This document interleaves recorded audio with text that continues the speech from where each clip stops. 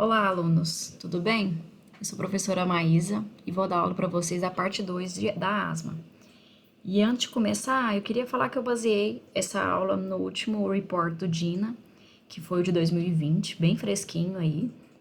E eu fiz ela mais básica, porque como é um tema muito complexo, muito denso, eu acho que a gente não teria um bom aproveitamento se eu fosse aprofundar tanto. Então eu recomendo que vocês leiam todos os relatórios do GINA. Tem tanto o GINA Pocket, que é uma versão mais resumida, tem o Full Report, que é completo. É meio grande, mas vale a pena ler. E tem também o Appendix, que vem só assim, alguns recortes, sabe, do Full Report. Mas eu vou deixar disponível na área do aluno para vocês lerem, tá? E de qualquer maneira, qualquer dúvida que vocês tiverem, vocês podem estar ou mandando mensagem, ou então entrando lá no portal, no próprio portal mesmo, e deixando suas dúvidas lá, que eu vou procurar responder, tá? Então, essa aula vai ser de diagnóstico, classificação, tratamento, controle ambiental, manejo de crises e complicações. Só para a gente relembrar, a asma é uma doença heterogênea, usualmente caracterizada por inflamação crônica das vias aéreas, e é definida pela história de sintomas respiratórios de chiado, dispneia, opressão torácica, tosse, que varia de acordo com o tempo e intensidade, e está associada a uma limitação variável do fluxo expiratório, como a gente já tinha visto na parte de fisiopatologia, né? A asma tem alguns fenótipos. A asma alérgica é a mais comum, tem seu início na infância, tem uma história familiar associada, tanto de asma como de outras doenças atópicas. Tem alguma doença associada, geralmente, que é dermatite atópica, rinite alérgica, alergia a alguns medicamentos ou alimentos.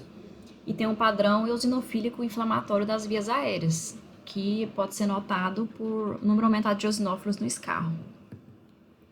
A asma não alérgica, não tem, como o próprio nome já diz, não tem alergia associada. O padrão de inflamação é mais neutrofílico, pequeno, de eosinófilos ou outro padrão celular predominante. A asma de início tardio pode ter início na vida adulta, é mais predominante em mulheres, tende a não ter alergia associada. E por não ter alergia associada, né, quer dizer que tem um componente alérgico pequeno, então são refratários a corticoides, né?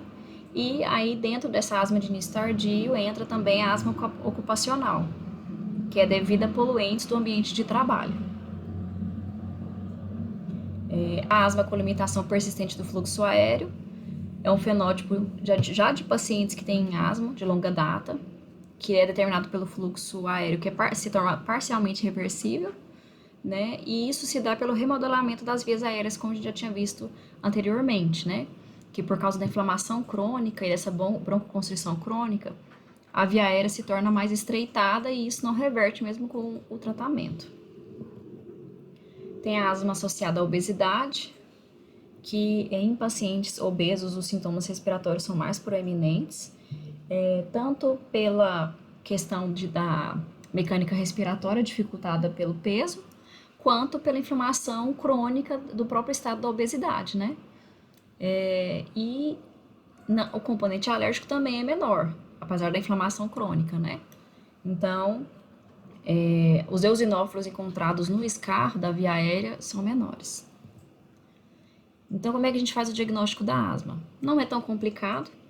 A gente precisa, primeiramente, de uma história positiva, né? Que o paciente chega contando que tem dispneia, uma tosse crônica, pode ser seca ou às vezes com pequena quantidade de escarro, dependendo da época do ano, né?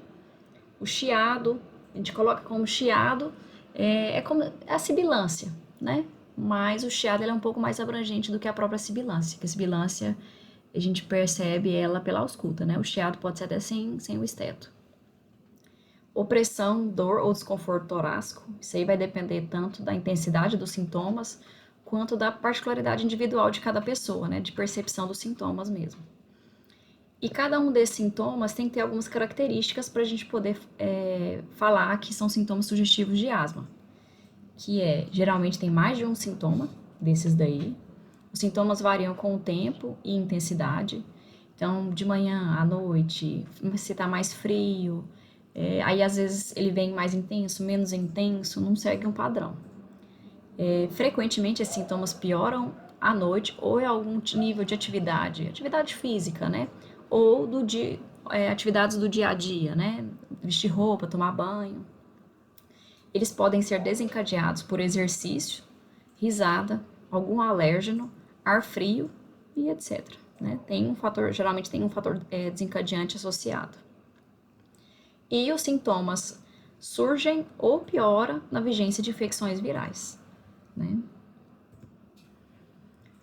Então, o que a gente pode ter como fator desencadeante? Só reforçando: os exercícios de qualquer intensidade, exposição a alérgenos ou irritantes, né? No caso, entra aí poeira, mofo, cheiro forte, poluentes, ácaro, barata, né? Pelo de animais e assim vai.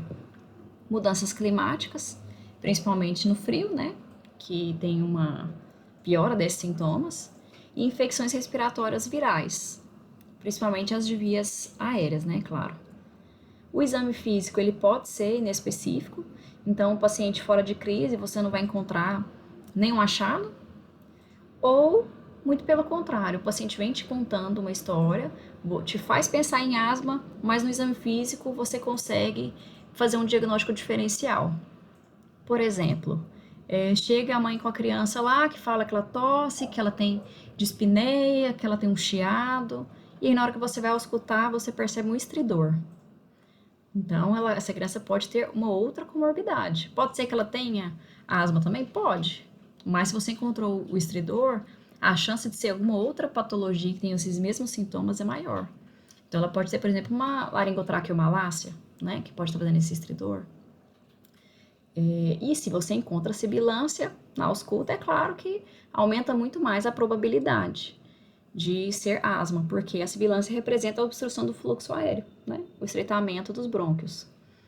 E como é que a gente vai fazer esse diagnóstico? Juntando os sintomas clínicos do paciente, a comprovação da limitação ao fluxo aéreo, que a gente vai ver mais à frente, né, que são por exames, e a comprovação, né, da resolução espontânea ou com uso de medicações.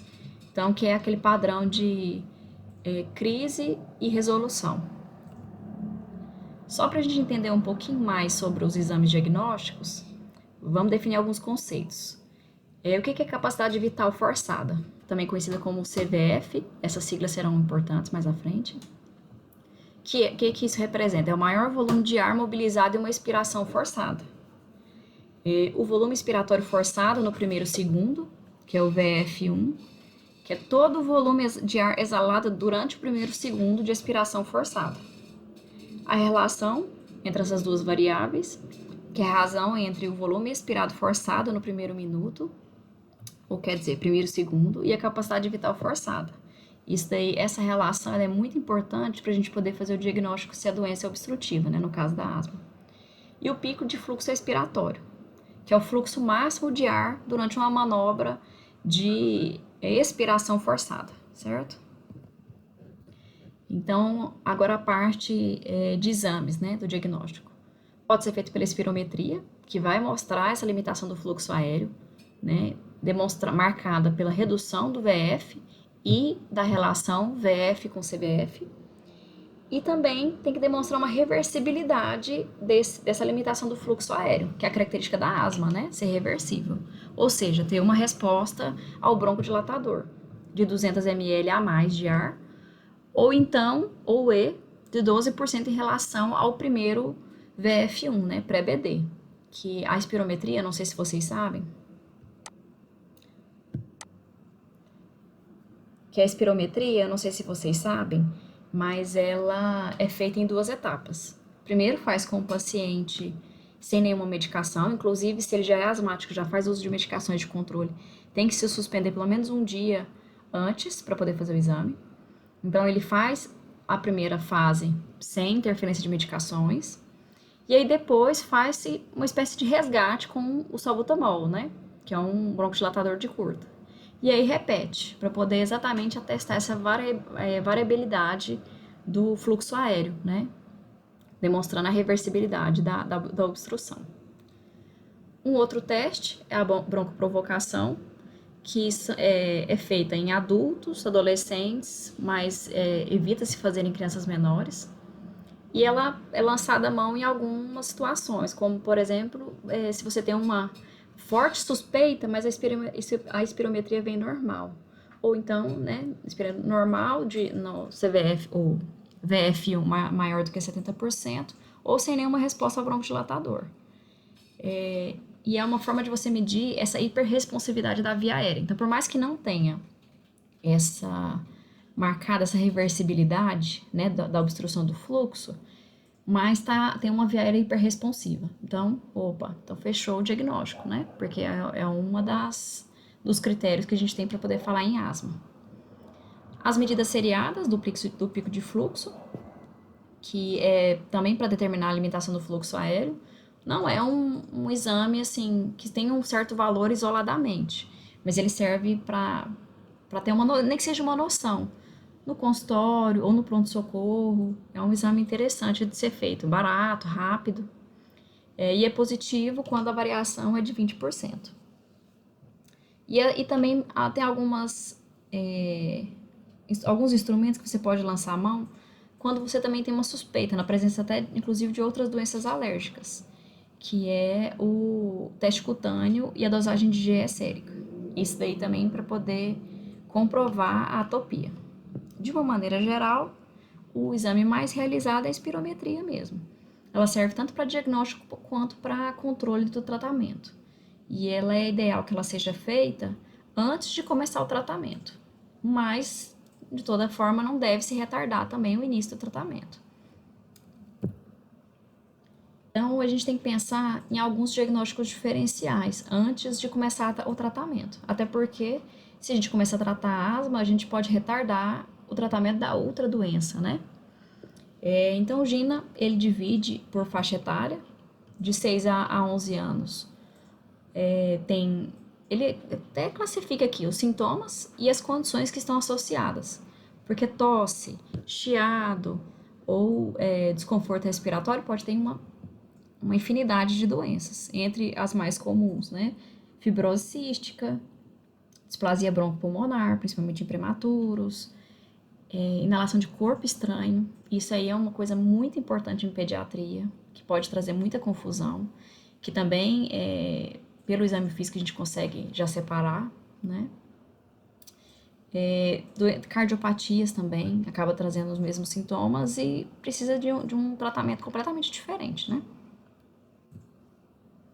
De 12 a 39 anos, também entra fibrose cística, bronquiectasia, doenças congênitas, corpo estranho, mas em menor escala, deficiência de alfa-1 antitrypsina, e entre outros, né? Maiores de 40 anos, aí entra a DPOC, que é um importante um importante diagnóstico diferencial de asma, mas que eu não abordarei, é claro, com muitos detalhes, porque já não faz parte da pediatria, né?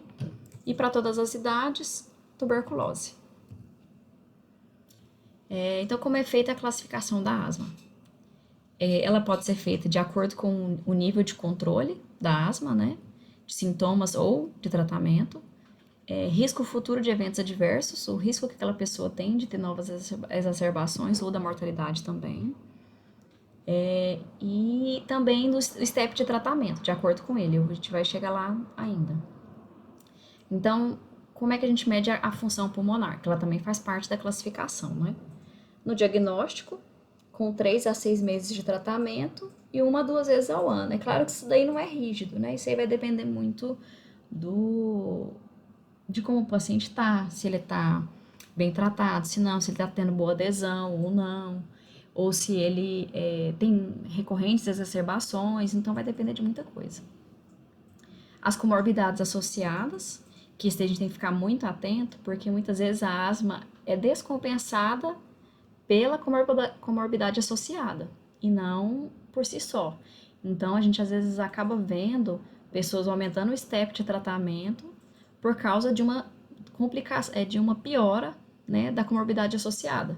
Então, assim, geralmente o paciente tem a coexistência, né, rinite com asma, ou dermatite atópica e asma, Então, tem que ter um bom controle dessa comorbidade associada para poder ter um bom controle da asma e evitar o uso de medicações desnecessárias, né?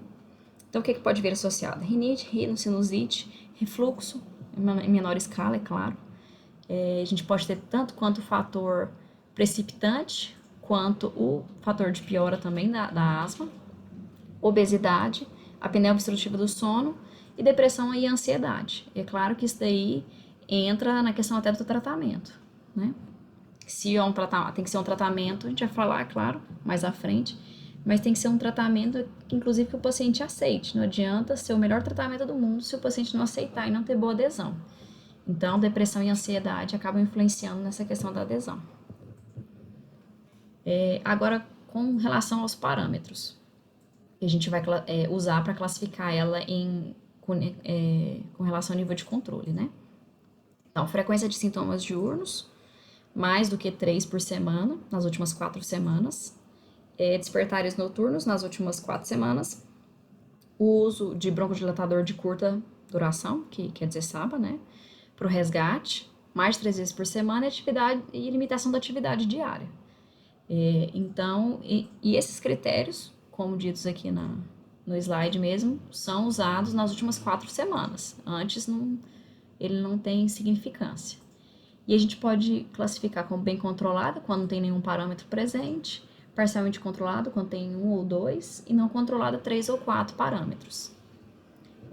Há outros instrumentos também que a gente pode utilizar para poder avaliar esse controle, que é o ACT e o ACQ. Aqui mais à frente a gente tem uma comparação desses instrumentos, que são muitos, né? Então, de acordo com o GINA, essa primeira classificação que a gente estava conversando, sobre sintomas diurnos, despertares, limitação de asma, né?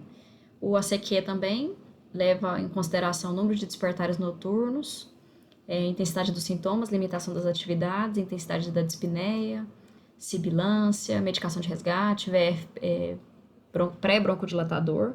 Esse aqui, se for o ACQ6, ele não fala sobre a espirometria, que nem sempre ela está disponível, né, na classificação. E o ACT, que é a limitação das atividades por asma, dispneia, despertares noturnos por asma, medicações de resgate e autoavaliação do controle de asma. Esse, na minha opinião, é o melhor para poder se classificar a asma. Ele é completo, não é de difícil execução e ele é bem confiável. E só lembrando, todos esses 3 instrumentos, eles servem para avaliar dentro de 4 semanas, tá? Nas últimas 4 semanas. Agora a classificação quanto ao risco de eventos adversos, né? De novas exacerbações ou de morbidade também. Com relação a medicações, o uso frequente do broncodilatador de curta ou o uso inadequado de medicações de controle, tanto assim de técnica inalatória, quanto de horário e tudo mais, né? A gente vê muita coisa na prática, a gente vê inclusive pacientes usando o inalador vazio já, sem nenhuma dose, né? Essas coisas acabam acontecendo, por isso que a gente sempre tem que checar com o paciente como é que está o dispositivo, quantas doses já foi usada e tudo mais. Se o paciente tem alguma comorbidade associada, como a gente já tinha dito, né? Se ele é exposto a algum irritante, né? Cigarro, poluição ou alérgenos. Como é o contexto dessa pessoa, se tem algum problema psicológico, seja de depressão, ansiedade, ou, é claro, nível cognitivo também é importante, né? Na questão do tratamento. Ou socioeconômico também, porque às vezes é uma família que tem uma condição financeira muito ruim. Então, acaba que ela não consegue aderir muito bem ao tratamento. Ou, às vezes, mora numa região de difícil acesso e não consegue nem pegar as medicações gratuitas, né? Então, isso aí tudo interfere. A função pulmonar, quando tem o VF1 bem baixo, principalmente se menor do que 60. Se tem alta reversibilidade após o BD também, que, né, quer dizer que, apesar de não estar sendo feito um bom tratamento, demonstra que ainda tem esse fluxo reversível. E alguns outros achados também, eosinofilia ou a fração de excreção de óxido nítrico elevada, desculpa. que a gente usa pouco, é claro, né? Essa fração de excreção de dióxido nítrico. Mas se você tiver em mãos, também ajuda. E os fatores maiores que são independentes, que são assim tão importantes que eles devem ser considerados além desses, que são crises ou exacerbações, né? Com necessidade de intubação ou de internação em UTI, e mais do que uma, maior ou igual a uma exacerbação severa nos últimos 12 meses. E essa classificação agora é conforme o STEP de tratamento. Então, a asma leve, ela é bem controlada com o STEP 1 ou 2, a asma moderada é bem controlada com o STEP 3, e a asma grave, ela requer o STEP 4 ou 5 para ficar bem controlada, ou ela permanece descontrolada mesmo com o STEP 4 e 5, mas com uma boa técnica e adesão, né? Porque isso aí acaba sendo um fator de confusão. Então, como é feito o tratamento? Os objetivos a longo prazo dele é o bom controle de sintomas com o menor step de tratamento possível, manutenção das atividades de vida diária normais e minimizar os riscos futuros, tanto de mortalidade quanto de morbidade, que nada mais é do que a qualidade de vida, né? Ele pode ser medicamentoso, não medicamentoso, e tem também educação e treinamento que fazem parte do tratamento também, que são super importantes. Então, o tratamento não farmacológico é muito importante, e esse realmente a gente vê que os pacientes muitas vezes não dão muita bola, eles acreditam que a medicação é mais importante, né? E a gente sabe que não, inclusive porque ele é um gatilho para ter novas crises. Então a gente pode ter pólen, ácaro, mofo, pelo de animais, cigarro, produtos químicos, né? Cheiro forte, uma infinidade de desencadeantes, né? Que se a gente tiver um controle ambiental adequado, colabora, evidentemente, para um bom controle de doença. A educação e treinamento, que é ensinar o paciente a identificar os fatores que desencadeiam suas crises e formas de evitar, né? Isso pode ser feito tanto com os adultos quanto as crianças, né? A gente muitas vezes não acredita, né? Menospreza as crianças nesse sentido, mas a gente pode ver que crianças até jovens já conseguem fazer essa identificação. O automanejo, que é ensinar o próprio cuidado com a doença, né? Não ficar dependente do médico. Colocar ele para participar do controle da doença, né? Participar das decisões, inclusive, do tratamento. Ensinar e resgatar sempre essa técnica inalatória, sempre que tiver contato com o paciente. E verificar a adesão, né? Que a gente vê que muitas vezes o paciente está em crise, começa a tratar, e ele tem uma melhora e abandona o tratamento. Então a gente tem que incentivar a ele permanecer com esse tratamento para ele não ter novas crises. E isso tem que ser uma decisão, inclusive, compartilhada, né? Como eu já tinha dito, não adianta ser o melhor tratamento do mundo se o paciente não concorda. Aqui tem só a ilustração dos diversos dispositivos. Ele vai depender muito, assim, a escolha desses dispositivos vai depender muito de idade, preferência ou step de tratamento também. Vou falar só sobre os mais comuns. O nebulizador, que é o famoso aparelho de aerosol. Ele necessita de um fluxo de 6 a 8 litros por minuto para poder fazer a geração das partículas de aerossóis. Não necessita da cooperação do paciente, porque é basicamente acoplar a máscara no rosto e aí durante a inspiração inala-se essas partículas. É uma técnica fácil, pode fornecer O2 também, principalmente se ele é ligado numa fonte, né? Isso aí é um fator bom para quando o paciente está em crise, que pode ser conectado o nebulizador direto na fonte de oxigênio. Tem um custo inicial alto, como desvantagem, né? É lento, desconfortável, tem uma eficácia variável, porque a gente, no fim das contas, não sabe quanto de medicação que o paciente inalou, porque tem algumas perdas durante a expiração, no caso de criança, pelo choro, né? E tem um maior risco de contaminação, porque ele não é estéril e, assim, eu quero dizer em casa, né? No hospital, é claro que é esterilizado após cada uso. Mas em casa pode ter contaminação tanto pelo soro fisiológico, pela medicação, pelo pertuito, né, do conector, do copinho, enfim, né. O aerosol dosimetrado, que é aquele que a gente conhece, né, como bombinha, Fornecem doses precisas, têm um menor custo, inclusive muitos deles podem ser adquiridos na farmácia popular, leva um menor tempo de utilização, então isso é muito favorável na rotina do dia a dia e nas crises, né?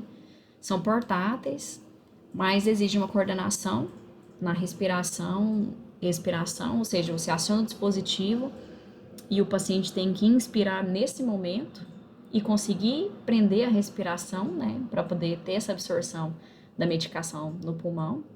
Então, dependendo da idade do paciente ou da dificuldade mesmo, né, pessoal, isso é prejudicado. E com lactentes e crianças menores, é preciso do espaçador e a máscara, né, não só o espaçador.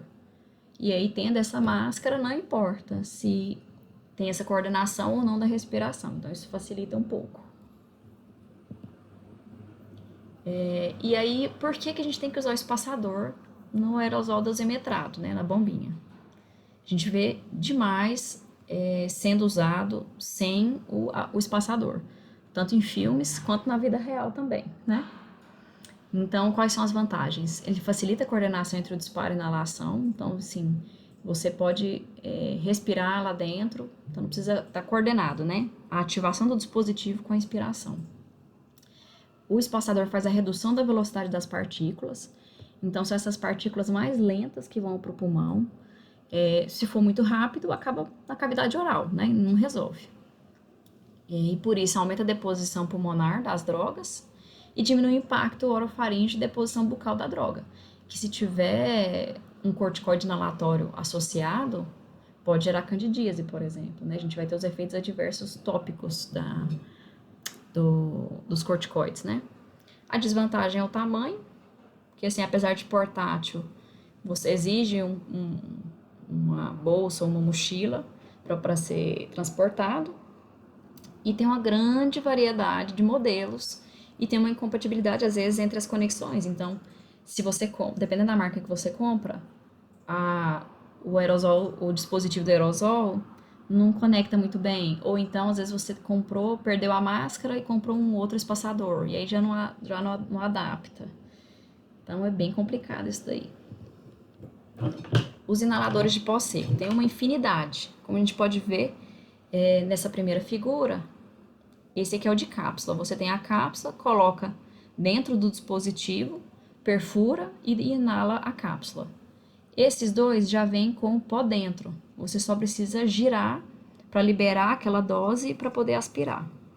Então a vantagem, a técnica é fácil, eles são pequenos e portáteis, tem uma liberação rápida da droga e tem uma dose mais precisa, né?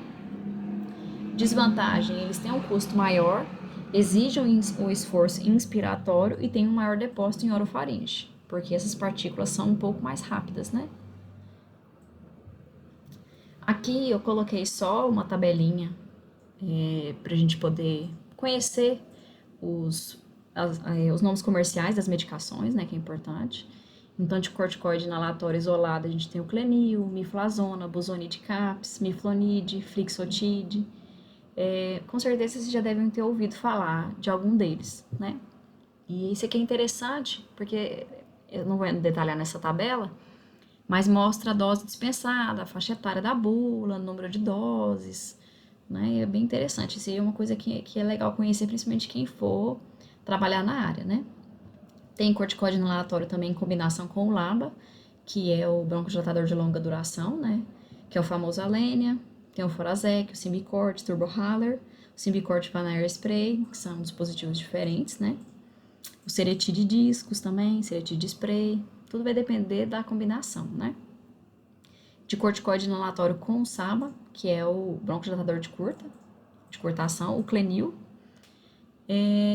O corticoide inalatório em combinação com o LABA de ultra longa duração, que por enquanto só temos o Relvar, e o LAMA, que é o Spiriva, que por enquanto só temos ele também.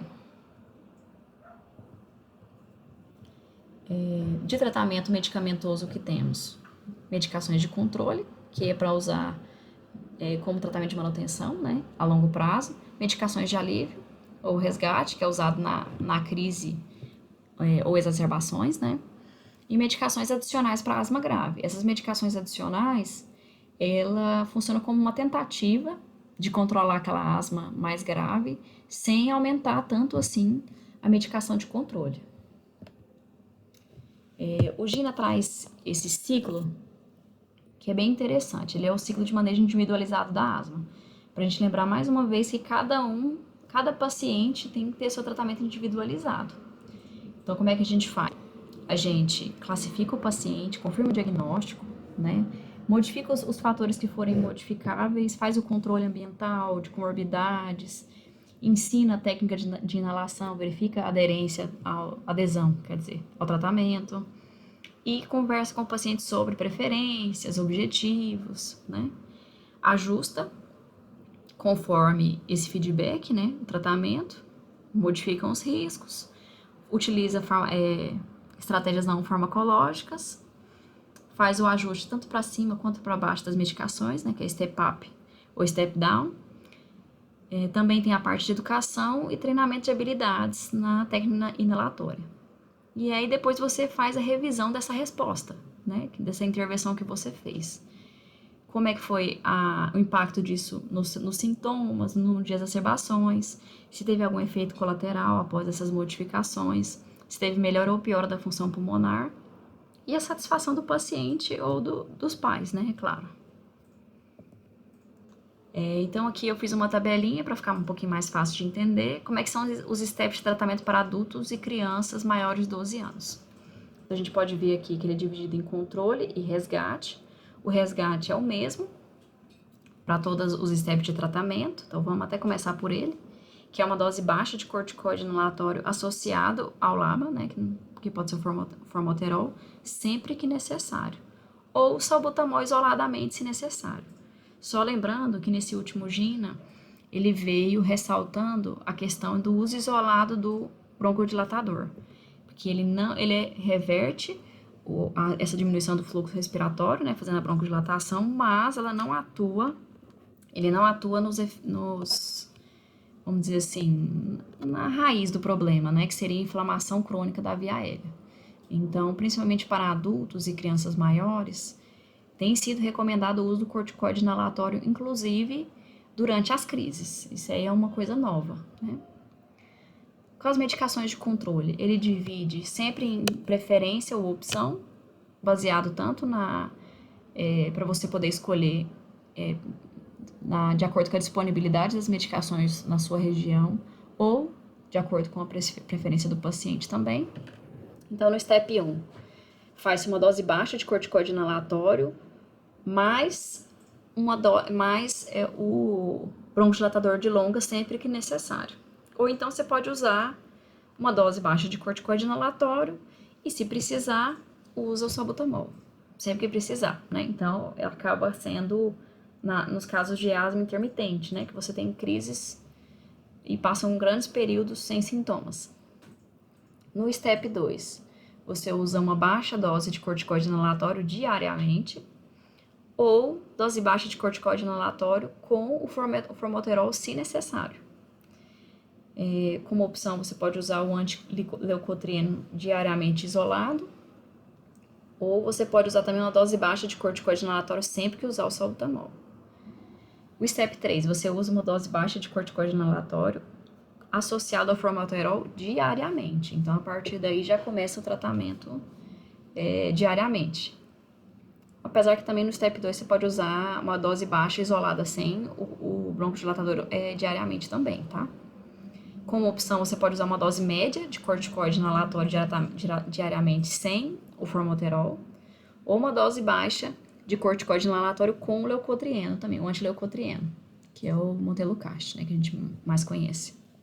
No STEP 4, uma dose média de corticoide inalatório, mais o formoterol diariamente. Como opção, uma dose alta de corticoide inalatório, mais tiotrópio ou antileucotrieno diariamente. No STEP 5, uma dose alta de corticoide inalatório, mais o formoterol diariamente, mais a revisão da classificação fenotípica e de outros fatores que podem estar interferindo nesse tratamento, né? E a fazer aquela adição daquelas medicações para asma grave, né? O tiotrópio, ou anti-IgE, ou anti-interleucinas. Como opção, você pode adicionar também uma dose baixa de corticoide oral. Aqui vocês estão vendo que o corticoide oral ele não é usado de rotina, né? Aqui é só uma figurinha do GINA, ilustrando exatamente aquilo que eu mostrei na tabela, né? Dos steps de tratamento, sempre ascendentes.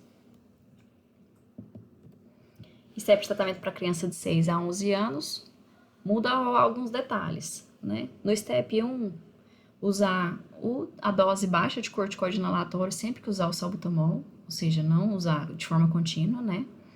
Ou então, usar uma dose baixa de corticoide inalatório diariamente. E se tiver crise, usar o salbutamol. No step 2, uma dose baixa de corticoide inalatório diariamente, ou então um antileucotrieno diariamente, ou então uma dose baixa de corticoide inalatório sempre que usar o salbutamol. No step 3, você pode usar uma dose baixa de corticoide inalatório com o formoterol diariamente, ou uma dose média de corticoide inalatório isoladamente todos os dias, ou então uma dose baixa de corticoide inalatório diariamente com o antileucotrieno. Isso tudo vai depender daquilo que a gente tinha falado, né? Da resposta do paciente, da forma que ele vai achar melhor, né? A forma que você vai achar melhor, da disponibilidade que você tem dessas medicações na sua região, né? Sempre lembrando que o melhor controle é aquele que você consegue com a menor quantidade de medicações, né? O step 4, uma dose média de corticoide inalatório mais o formoterol diariamente, mais uma opinião do especialista.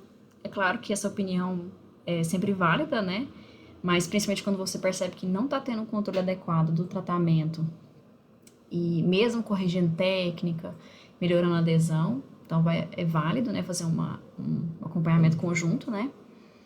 E você pode usar também ou dose alta de corticoide inalatório com formoterol diariamente, ou tiotrope ou antileucotrieno diariamente. No step 5, você vai rever também aquela classificação fenotípica e usar as medicações do step 4 mais o anti-IgE, e aí também é válido, é claro, a opinião do especialista, e adicionar o anti-interleucina ou baixas doses de corticoide oral. Isso daí é bem complicado, porque aumenta muito o perfil de efeitos colaterais. Então, numa situação extrema, você usa o corticoide oral, é claro, né? E o resgate, o salbutamol sempre que necessário. Aqui tem outro detalhe também. Diferente das crianças maiores de 12 anos e do adulto, tem percebido realmente que tem uma piora, uma morbidade maior quando usado o salbutamol isoladamente, mas não teve tanto impacto quanto nos maiores de 12 anos e adultos, né? Então, isso daí foi uma importante mudança, que é bom a gente ficar atento. E aqui só o esqueminha do GINA também, nos steps de tratamento. E aí, é interessante que ele sempre traz aquele ciclo da individualidade do tratamento. Agora, os steps de tratamento para crianças menores de 5 anos. Isso é um pouco mais complicado do que no adulto e na criança maior. Porque os menores de 5 anos, teoricamente, ainda não são considerados asma, não são fechados para asma. Mas eles podem ser considerados como provável asma. Então, o tratamento é bem semelhante. Então, no step, aí ele classifica de uma forma diferente o tratamento. Tanto é que ele coloca o step 1 como, por enquanto, nenhum tratamento específico. No 2, dose baixa de corticoide inalatório diariamente, ou antileucotrieno diariamente, ou dose baixa de corticoide inalatório só assim, desde o início da doença aguda, mas depois na convalescência suspende. O step 3, uma dose baixa dobrada de corticoide inalatório, ou uma dose baixa de corticoide inalatório diariamente com antileucotrieno. O step 4, manter as medicações de controle, mas, é claro, a opinião do especialista, né? E ponderar adicionar o antileucotrieno, ou aumentar a frequência do corticoide inalatório, a frequência eu quero dizer de doses, né? Ou aumentar o corticoide inalatório intermitente, que está associado com a medicação de controle. O resgate sempre o salbutamol, né? E aí ele traz uma observação aqui. Se a criança tem um chiado, no caso ela sibila, né, por infecção viral, mas não é tão frequente assim e os sintomas são poucos ou ausentes entre os episódios, então, por enquanto, ela não merece nenhum tratamento. Agora, se ela tem alguns padrões de sintomas que não consistem com asma, mas esses episódios de chiado, né, de sibilância, necessitam do uso do salbutamol, aí já é diferente, né? Ou então, se o padrão de sintomas consiste com os padrões de asma e não estão controlados ou tem maior ou igual a 3 exacerbações por ano, aí ele entra no step 2. Então, você vê que às vezes o padrão pode nem ser semelhante ao de asma, porque criança tem um comportamento diferente, né? Mas se o chiado, né, se a sibilância ela é resolvida com o broncodilatador, já entra no step 2. Que se fosse numa criança maior ou num adulto, aí você teria que investigar mais a fundo, ver se não é algum diagnóstico diferencial. Agora, se ele já tem uns sintomas que são bem indicativos de asma e não estão controlados, com doses baixas de corticoides inalatórios, faz o step 3. Se ele tem agora uma asma com sintomas não controlados também, mesmo com o dobro da dose de corticoide inalatório, aquele dobro da dose baixa, né? Aí você faz o step 4. Aqui só o esqueminha. E agora, como é que a gente vai iniciar? Porque a gente discutiu só os steps de tratamento. Mas será que todos começam no step 1 e aí vai subindo, né?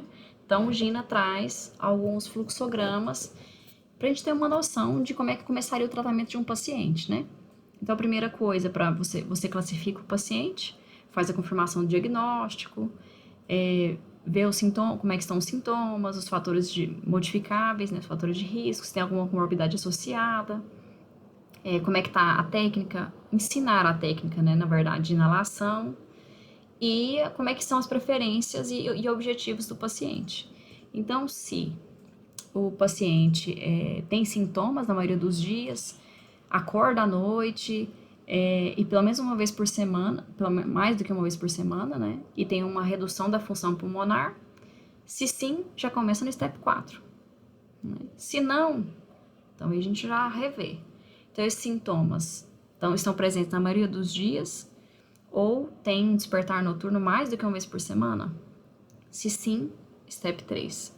Se os sintomas são 3 vezes ao mês ou mais, se sim, no step 2. Agora, se não, aí vai para o step 1. Entendeu? Então, vai tudo de acordo com esses sintomas iniciais do paciente. Isso daí também não é engessado, né? Você fez, vamos supor que o paciente começou no step 4. Mas daí 3 meses de tratamento ele está muito bem controlado. Então, a gente pode fazer o step down. Às vezes ele precisou ali porque ele estava bem descompensado da parte inflamatória, né? E assim que teve uma melhora nesse perfil inflamatório do pulmão, já não precisou de tanto assim mais. Então, ele já pode descer um step ou 2, né? É claro que a gente não desce 2 de uma vez também. A gente vai falar mais à frente. E aqui tem a explicação, né? De como é que faz esse tratamento inicial de adultos e adolescentes, né? No diagnóstico inicial. Não é nada mais do que aquele fluxograma que a gente viu ali, né? Agora, para crianças de 6 a 11 anos, tudo vai depender, assim, é basicamente a mesma coisa, só que vai depender do critério que é elegível para cada idade, né?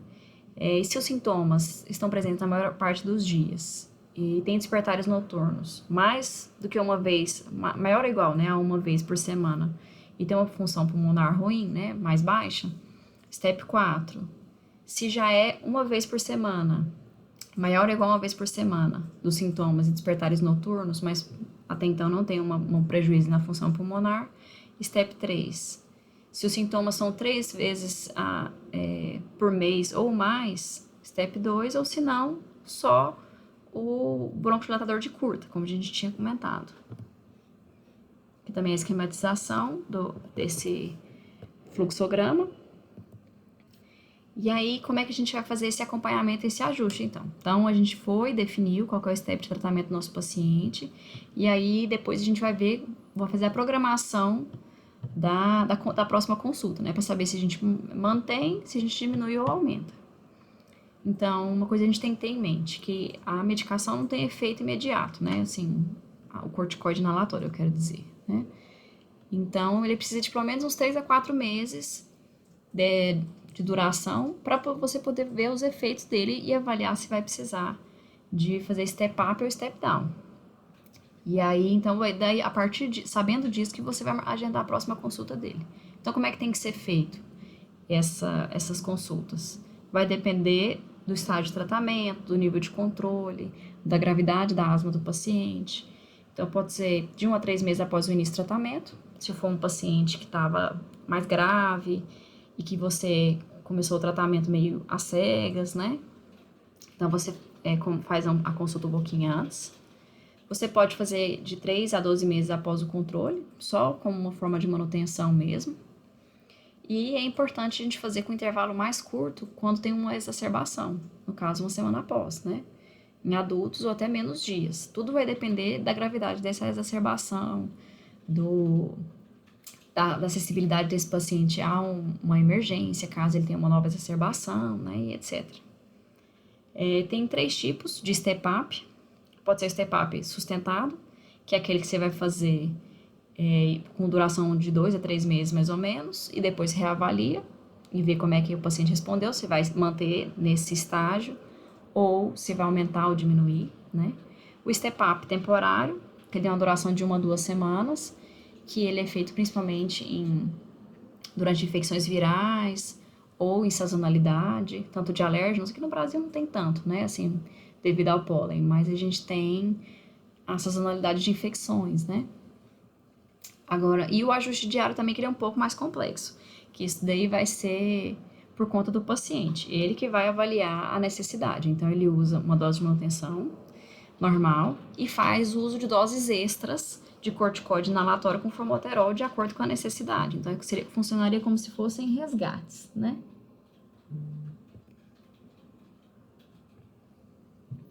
O step down, ele tem, você pode reduzir as medicações quando atinge um bom controle por 3 meses e a função pulmonar atinge um platô, né? Ela não tem mais uma queda. Isso aí é importante porque às vezes o paciente tem o bom controle de sintomas, né? Ele não está tendo sintomas, mas quando você vai avaliar a função pulmonar dele não está boa, né? Ainda tem uma limitação do fluxo. E aí, a partir desse momento, você não pode fazer o step down, por mais que os sintomas estejam controlados. Então, tem que ter muita atenção a isso. O objetivo do step down é reduzir a dose sem perder o nível de controle atingido. E tem que deixar sempre com o paciente um plano de ação de controle de crise. Porque toda vez que você reduz a medicação do paciente, pode ser que ele tenha uma crise, né? E já falando em crise, nós vamos falar um pouquinho sobre o manejo delas. Ela pode ser definida como exacerbação e crise, mas a gente fala mais no termo crise porque fica mais fácil do paciente entender e se expressar, né? E qual que é a definição disso? É o aumento progressivo de sintomas como dispneia, tosse, chiado ou pressão torácica, com queda progressiva da função pulmonar.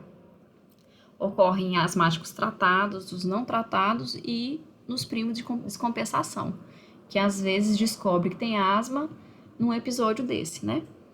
E aí, só pra gente relembrar quais são os gatilhos: infecções virais respiratórias, exposição a alérgenos, alergia alimentar, poluição, sazonalidade, baixa adesão ao corticoide inalatório, né? Que o corticoide inalatório, querendo ou não, ele é o principal, a principal medicação no controle da asma, né? Porque ele diminui a inflamação pulmonar.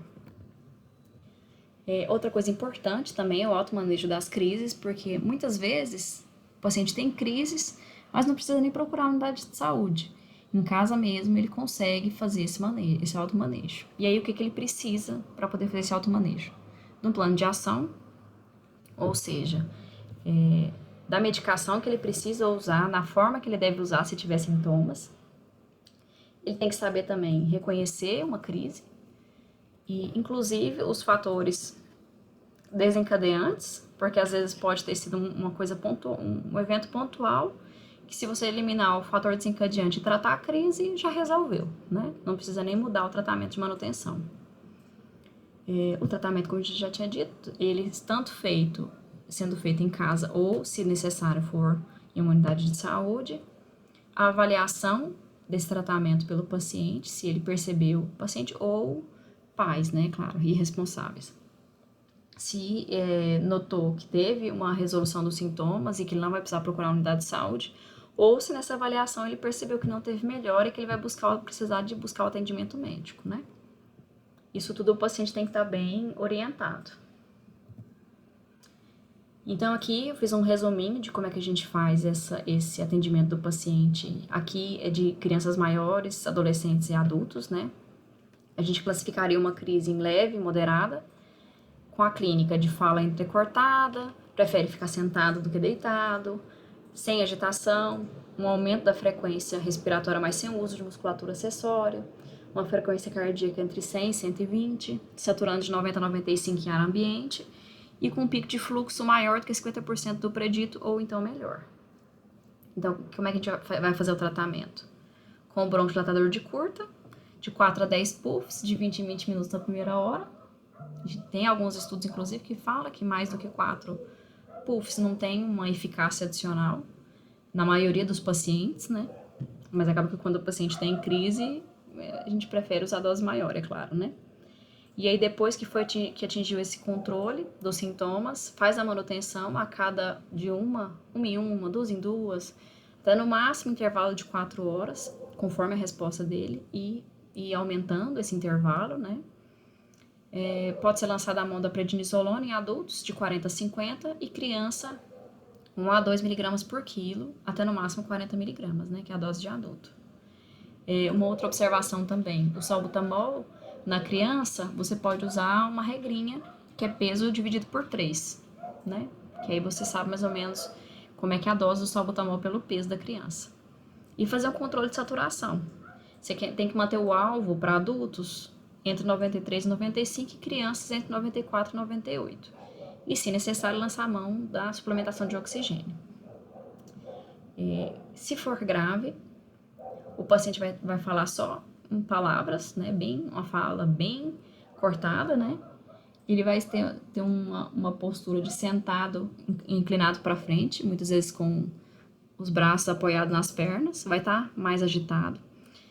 No caso de adulto, uma frequência respiratória maior do que 30 por minuto. Vai ter uso evidente de musculatura acessória. Vai estar mais taquicárdico, uma saturação menor do que 90 em ar ambiente.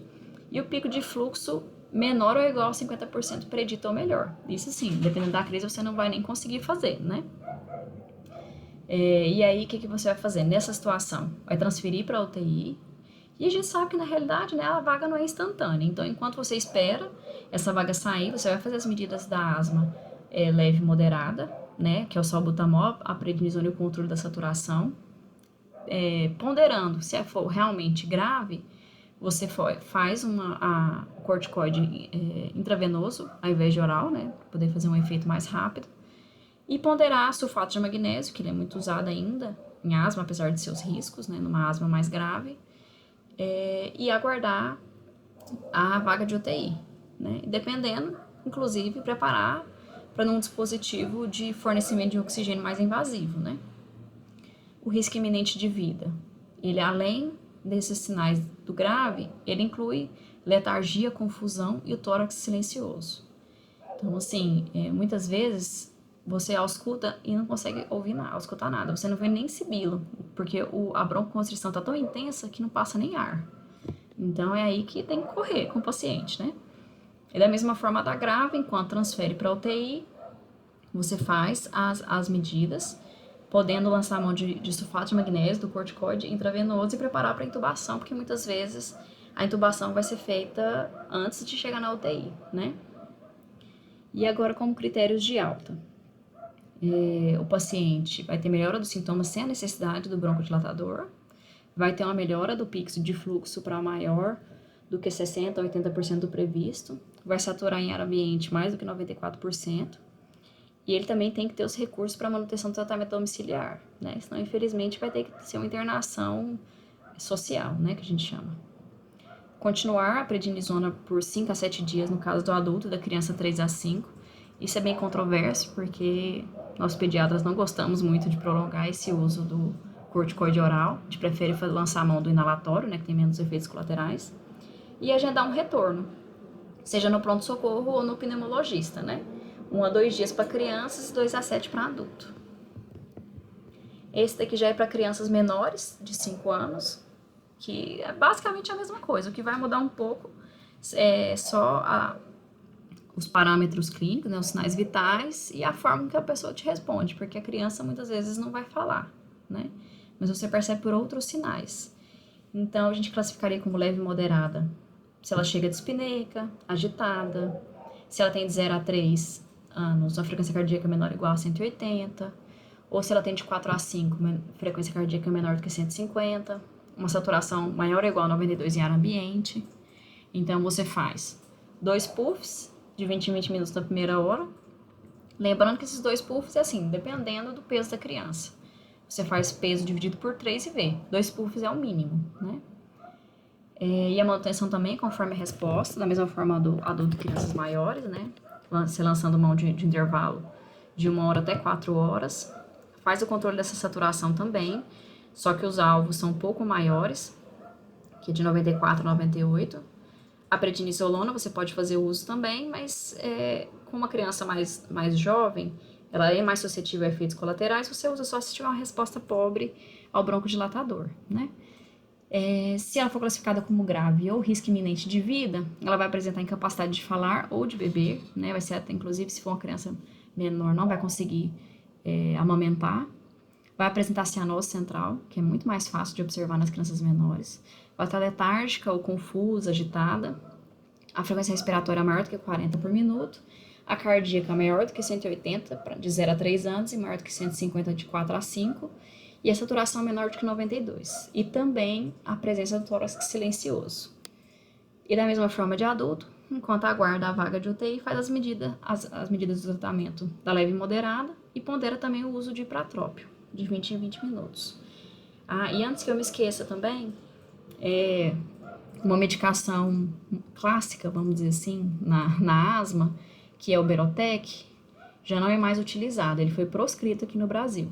Então, a gente agora vai usar o salbutamol, né? Que, na verdade, na pediatria a gente já fazia mais uso, mas nos adultos também vai ser mais usado agora, né? E tem um efeito muito melhor, com menos efeito colateral. E também no tratamento da asma grave de risco iminente de vida, muitas vezes também vai precisar de preparar para intubação ou mesmo intubar no setor de emergência antes de ir para a UTI, antes que essa criança entre em falência respiratória. Eu não coloquei aqui, por exemplo, o uso de musculatura acessória, porque principalmente em bebês é difícil de ver, bebês assim mais gordinhos. O que você vai conseguir ver é mais a retração intercostal e subcostal. Tiragem de furca você não vai conseguir ver, né? Nem uso de escalenos, nada assim do tipo. Quais são os critérios de alta para crianças dessa faixa etária, né? A melhora dos sintomas sem a necessidade do broncodilatador, saturando mais do que 94% em ar ambiente, ter os recursos para manutenção de tratamento domiciliar. É questionado a continuação da prednisolona em casa, como já tinha comentado, e um retorno mais precoce, né? De 1 a 2 dias para as crianças mais jovens. Aqui de bibliografia eu usei as recomendações do manejo da asma pela Sociedade Brasileira de Pneumologia de 2020 e o GINO de 2020 também, que eu vou disponibilizar para vocês lá no portal do aluno, tá? E eu recomendo que vocês leiam, porque tem muita coisa ainda que vocês precisam saber sobre asma, que é difícil a gente abordar tudo isso em aula, porque fica muito maçante, acaba que você não consegue absorver muito bem o que está sendo dado, né? E o que eu quero que fique para vocês, né, como uma lição, é a atenção mesmo, principalmente no setor de emergência, que é onde a maioria vai parar com logo que forma, né? Então, o que é importante? Reconhecer uma crise de asma, reconhecer a sua gravidade e manejar os sintomas de acordo com isso, tá? E lembrar que raio-x de tórax, antibiótico, nada disso vem no início. Na sua avaliação inicial, você tem que reverter o broncoespasmo. Depois você avalia se tem ou não uma pneumonia associada. E outro detalhe também é que muitas vezes o raio-x pode ser um fator confundidor, porque o broncoespasmo, ele mostra, como é que eu posso dizer? No raio-x o pulmão fica um pouco mais denso, então dá a impressão que tem um infiltrado. Então, se você tem certeza que é asma, não radiografa, principalmente em crianças, porque é um fator confundidor e você acaba tratando muita asma como pneumonia, tá? Então, muito obrigada. E eu vou passar para vocês a atividade também sobre o assunto com alguns casos clínicos que vai ajudar a consolidar melhor isso daí que eu passei para vocês, tá? E não se esqueçam, leem o consenso do GINA, tá? Para vocês entenderem melhor e consolidar essas informações.